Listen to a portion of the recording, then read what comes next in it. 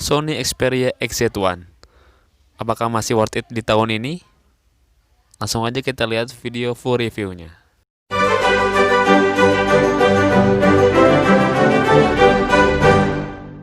Halo, selamat datang di channel Pengen Unbox. Oke, di episode pertama saya akan melakukan review handphone batangan Sony XZ1.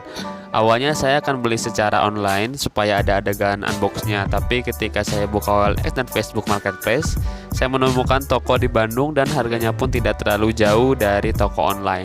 Jadi saya memutuskan untuk beli secara offline di toko tersebut. Alhasil nggak ada adegan unbox. Tapi enaknya beli offline tuh kita bisa memilih sesuai keinginan, dan akhirnya saya beli warna rose gold dengan kondisi sangat mulus banget. Mungkin bisa dibilang 95%. Semua normal, pressure masih oke. Cuman minus di beberapa sudut aja lecet. Lecetnya juga nggak banyak kok ya. Kita lihat. Ini ada di sudut atas. Terus di bawah juga ada sedikit sudut yang lecet. Dulu Sony XZ1 ini launching di US tanggal 19 September 2017 dengan harga 699,99 US dollar, dan kemarin sebelum PSBB di Bandung saya beli dengan harga 1550 varian RAM 4 memori 64. Oke, langsung aja kita review handphonenya, tapi jangan lupa buat subscribe, like, komen, dan juga share videonya. Oke, pertama dari desain. Desainnya khas Sony, mengotak, terus dari segi material menggunakan metal dan warnanya matte alias ngedoff. Jadi nggak glossy kayak handphone sekarang. Ya wajar lah ya, tahun 2017 mungkin. Desainnya unik, dia menyatu sampai ke pinggir. Kalau handphone lain mungkin ada part atas, ada part tengah, dan juga part bawah. Itu namanya desain three-part design. Nah kalau ini dia memang menyatu sampai pinggir. Dan gak ada bezel pinggiran atau biasanya orang bilang tulang.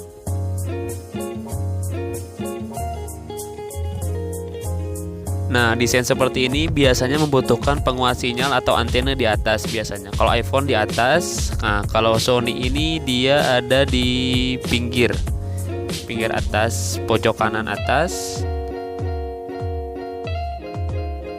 Kemudian ada di pojok kiri atas dan di pojok kiri bawah.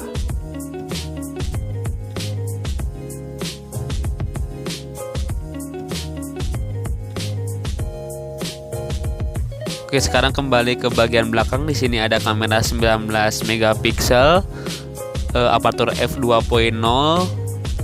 Kemudian ada sensor NFC di situ ya. Bentar ya. Ada NFC, kemudian ada LED flash, kemudian ada RGB, sensor RGB sama laser. Ini yang kosong ini dia laser. Kalau dia aktif kamera dia nanti bakal menyala. Nah ini sensornya dia kedip-kedip.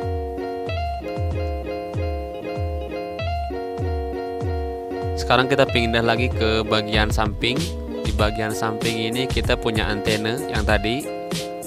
Ada antena, terus ada tombol volume, kemudian ada finger scan.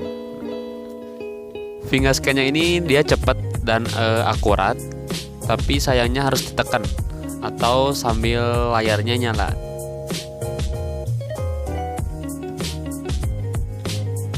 Di bagian samping bawah ada tombol shutter di sini buat ambil foto.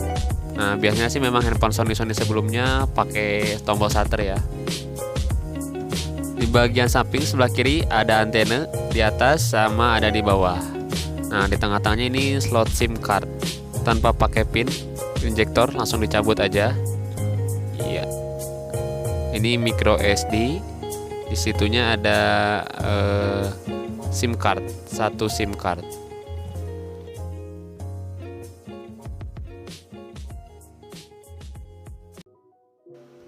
Di bagian depan ada layar 5,2 inch dengan resolusi 1920 banding 1080, jadi rasio 16 banding 9 dengan kerapatan layar 424 ppi. Panel layar yang digunakan adalah IPS LCD dengan teknologi Triluminous Display. Jadi hasilnya memang bagus banget ya, kontrasnya bagus, saturasinya bagus, detailnya pun dia sangat detail banget.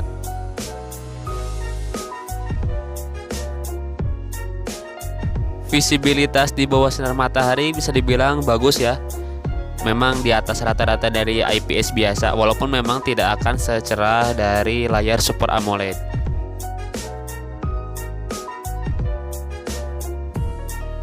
Kembali ke depan, di sini ada layar dengan Gorilla Glass generasi kelima, kemudian jidat dan juga dagunya yang memang lebar banget ya. Nah, di ujung sebelah kiri kita ada LED notifikasi. Ada 13 MP kamera depan, logo Sony, earpiece, dan juga proximity sensor. Dan di bagian dagunya ada speaker. Nah, di Sony XZ1 ini earpiece-nya dia bakal jadi stereo speaker dengan speaker bawah. Hasilnya pun bakalan balance banget.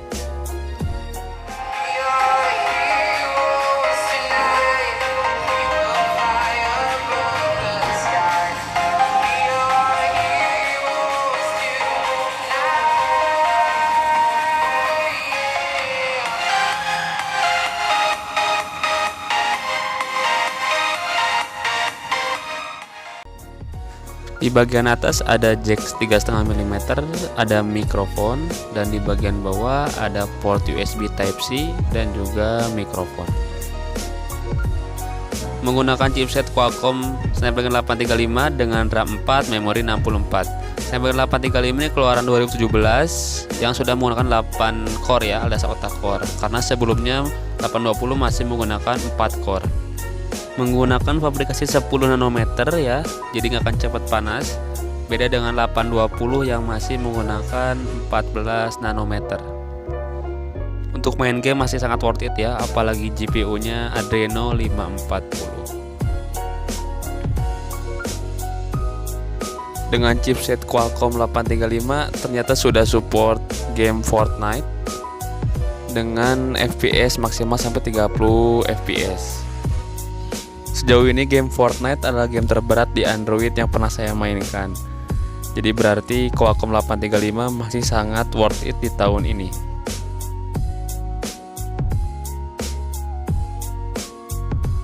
Untuk settingan game grafik COD bisa sangat tinggi dengan framerate sangat tinggi. Kalau misalnya kita turunkan grafik ke setelan high, framerate-nya bisa ke maksimal.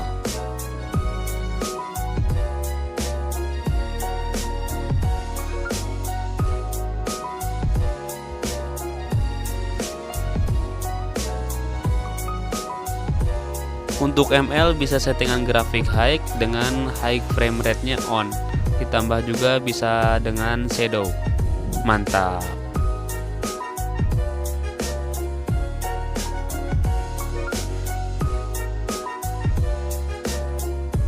Untuk baterai 2700 mAh, mungkin bisa dibilang kecil ya, dengan penggunaan hingga 6 jam pemakaian dengan bermain game. Bila tanpa main game, hanya sosmed saja, mungkin kuat seharian. Sony XZ1 berjalan di Android 8 Oreo dengan UI dari Sony yang tampilannya hampir mendekati dengan stok Android.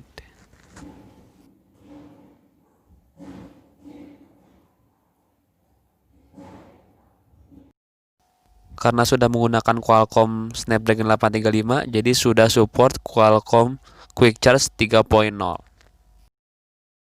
Mempunyai kamera depan 13 megapiksel, bukan lensa f2.0 dengan ukuran sensor 1/3,6 inch.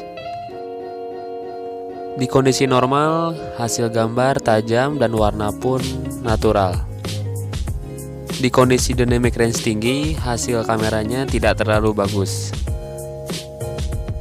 Pada kondisi indoor atau low light, hasil gambar sedikit lebih soft dan detail sedikit menghilang. Untuk perekaman kamera depan, Sony mempunyai fitur EIS atau Electronic Image Stabilization yang support hingga resolusi Full HD 30 fps. Hasilnya terlihat sangat bagus dan juga stabil. Penguncian fokus pun terkunci pada wajah sehingga fokus tidak lompat-lompat.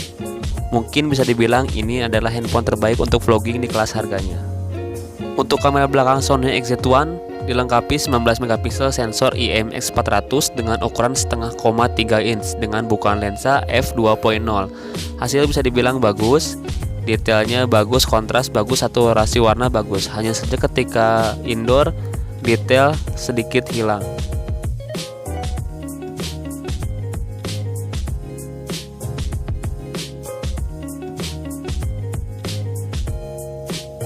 Untuk pemrosesan gambar dynamic range, hasilnya biasa saja.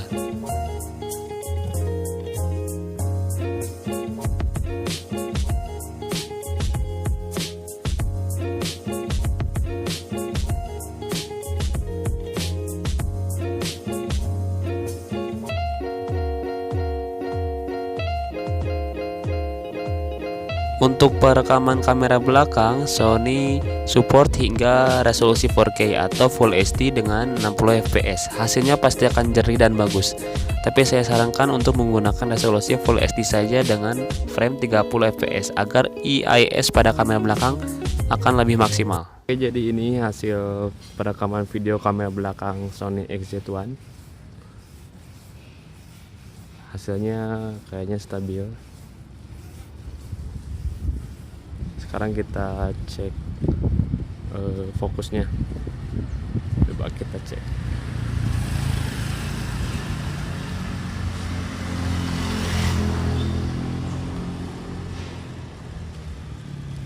Coba yang ini.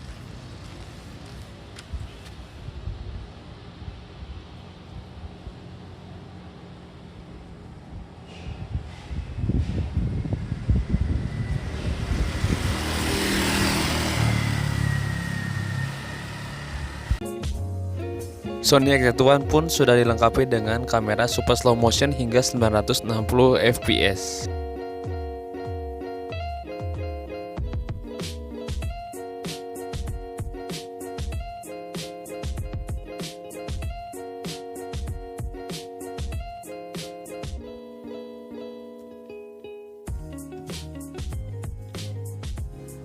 Oke, untuk poin plus dan minus. Dari plusnya, material yang kuat dan build quality yang top, chipset yang masih mumpuni di tahun ini, kamera depan dan belakang yang bagus, kualitas layar dan speaker yang memanjakan pengguna, serta fitur NFC dan quick charge yang sudah tersedia.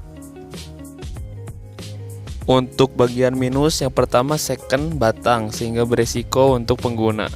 Kemudian single SIM, desain yang kurang menarik, dan juga ukuran yang terlalu kecil untuk sebagian pengguna dan kapasitas baterai yang kecil.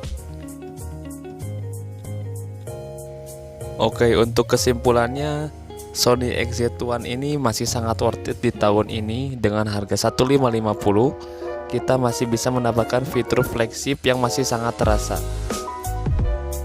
Namun perlu digarisbawahi resiko yang kita dapatkan ketika kita mengambil smartphone X internasional batangan.